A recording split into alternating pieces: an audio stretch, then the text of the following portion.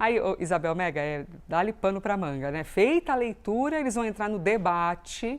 Cada parlamentar tem 10 minutos para entrar num consenso que aí, minha querida, segura na mão de Deus e vai para ver que tipo de consenso que eles vão chegar. Mas em qual aspecto eu também quero ouvir a Isabel Mega, enquanto a gente continua com imagens ao vivo da CPMI. Última sessão, não tem hora para acabar, mas última sessão.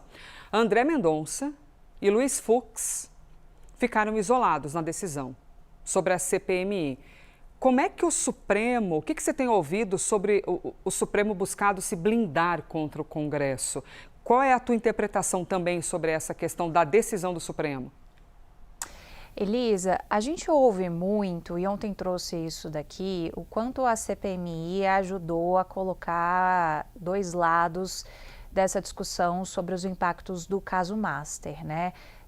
Para o Supremo Tribunal Federal, ter uma CPI que inventou de abraçar o caso Master, já que o Congresso não tem como viabilizar uma investigação própria, justamente porque tem articulação contra, é você ter um palco para eventuais desgastes da Suprema Corte, sobretudo em ano eleitoral, quando a gente observa o quanto a bancada da oposição, do bolsonarismo, vai abraçando muito essa pauta anti-Supremo, porque isso tem uma repercussão direta a um eleitorado de direita, da direita bolsonarista, né? Então, para o Supremo, não era de fato muito interessante ter essa prorrogação da CPMI e do INSS, justamente porque o colegiado viu e adotou um viés muito político na condução. Isso é normal para CPIs, tá? Normalmente as CPIs, elas acabam rendendo muito espaço político para os parlamentares e por isso são instrumentos tão interessantes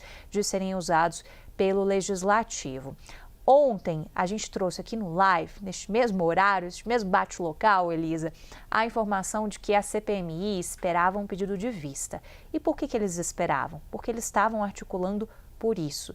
Tinha muita pressão para a ligação com ministros do Supremo Tribunal Federal para pedir vista também. E depois eles foram readequando essa estratégia, porque entenderam que o melhor nesse momento seria deixar a decisão acontecer, e aí se não tinha pedido de vista, a expectativa seguinte era de uma derrota, justamente por conta desse contexto todo, e deixar a derrota acontecer, porque agora o que a gente vai ver de discurso político é o discurso de que há uma espécie de casamento do Supremo com até mesmo o Palácio do Planalto, que inicialmente não estaria interessado também nessa CPMI. Isso a gente já começa a ouvir ali do discurso bolsonarista, muito ainda incipiente, mas isso pode vir a ser levantado para você gerar desgaste também em relação a esse assunto, claro, a depender de qual vai ser a conclusão dos trabalhos da CPMI entre hoje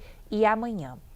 E do ponto de vista do Supremo Tribunal Federal, o Theo falou muito bem sobre isso, mas fica um isolamento também dos ministros André Mendonça e Luiz Fux. O ministro André Mendonça sai um pouco enfraquecido dessa articulação e ele, que tem um momento de muito teste, a condução de um caso emblemático para o Supremo Tribunal Federal, ainda mais considerando o quanto isso vai permeando relações de colegas de corte com o caso. O ministro Luiz Fux foi o único a acompanhar. Ministro Cássio Nunes Marques, que se tinha algum tipo de expectativa, porque tanto ele quanto André Mendonça são ministros que têm a imagem atrelada ao governo Bolsonaro, porque foram indicados pelo ex-presidente Jair Bolsonaro, não quis acompanhar esse voto do ministro André Mendonça. Então, a gente teve uma espécie de isolamento ali de Fux e do André Mendonça, que é muito simbólica também.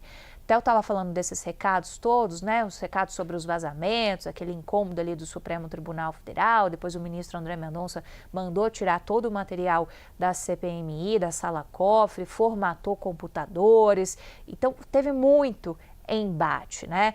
Teve, de fato, vazamentos, precisa ser apurado melhor também pelo Supremo Tribunal Federal nas investigações, se teve gente que entrou com material de vídeo, de gravação de vídeo ou não na sala cofre, porque isso demonstra uma fragilidade, isso demonstra uma abertura também para uso político dessas informações e isso gera bastante desgaste também nessa relação entre os dois poderes. Elisa, em alguns momentos o desgaste chega até conveniente para um lado ou para o outro.